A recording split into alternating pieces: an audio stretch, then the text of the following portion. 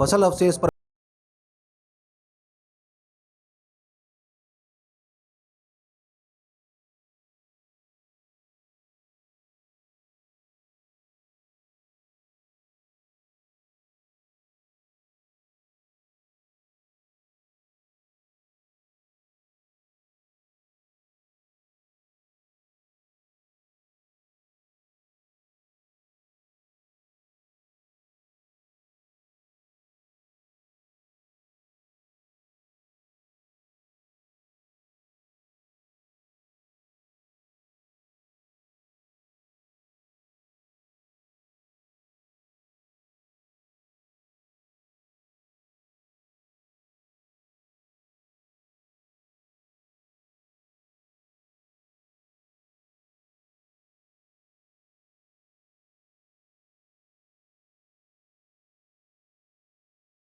पैदा होती हैं। प्रदूषण से निपटने के लिए सरकार द्वारा किसानों को 80% सब्सिडी पर कृषि यंत्र दिए जा रहे हैं। ये देखिए, जो हमारे कस्टम हायरिंग सेंटर्स लगे हैं वो क्रॉप रेजिड्यू मैनेजमेंट के मद्देनज़र सरकार के द्वारा इन सिटू क्रॉप रेजिड्यू मैनेज हो पाए और इन सिटू के अलावा एक्स सिटू भी क्रॉप रेजिड्यू मैनेजमेंट हो पाए। तो उसके तहत काफ़ी सरकार के द्वारा सब्सिडी भी दी गई है। तो उसके लिए अभी हमारी कोशिश ये है कि CHCs को कैसे, जो इंडस्ट्रीज़ है उनके साथ में इनका कैसे लिंकेजेस करा जाए और उन इंडस्ट्रीज़ के लिए वो जो रॉ मटेरियल उनको आवश्यक है अपनी इंडस्ट्री चलाने के लिए, उसको कैसे और पुख्ता करा जाए उस सप्लाई चेन को।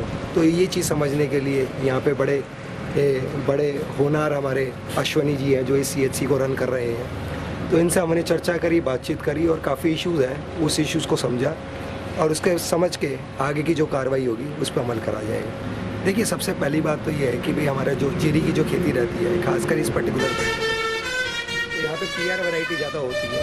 उसमें हमने देखा है कि दिवाली से पहले वाले सीज़न में जब मेटेरोलॉजिकल कंडीशंस भी ऐसी बनती है कि एक ऐसा प्रेशर क्रिएट होता है कि भाई जो हवा होती है वो ऊपर नहीं जा पाती है। तो इस चक्कर में जो पोल्यूशन का जो लेवल होता है वो काफ़ी ज़्यादा हो जाता है और ये एग्रावेट हो जाती है जब दिवाली का जो सीज़न होता है। वहाँ पे दिल्ली में भी अगर क्रैकर्स की बर्निंग होती है और यहाँ पे हरियाणा, पंजाब में जो किसानों द्वारा पराली जलाई जाती है वो भी कहीं ना कहीं उस चीज़ को असिस्ट करती है। तो इस जो क्रॉप रेजिड्यू जो बच जाता है, वो जो फसल के जो अवशेष होते हैं, उसका कैसे सफल तरीके से हम उसका प्रबंध करें और उसको कैसे जो वेस्ट है उसको कैसे एक इकोनॉमिक मॉडल हम इजाज़ करें ताकि उसकी जो पराली की जो कीमत है वो कहीं ना कहीं हम इंडस्ट्रीज़ को दे पाएँ और उससे कहीं ना कहीं किसानों को भी बेनिफिट हो, जो बीच में जो ये CHCs है इनको भी बेनिफिट हो और जो इंडस्ट्रीज़ है जिनके साथ में हम लिंकेज करेंगे उसको भी बेनिफिट हो। ये देखिए, ये कोई स्पेसिफिक कंप्लेंट हो सकती है, ये बिल्कुल जहाँ पे जिस हम CHC में खड़े हैं ये इस CHC के लिए तो बिल्कुल भी लागू नहीं होती।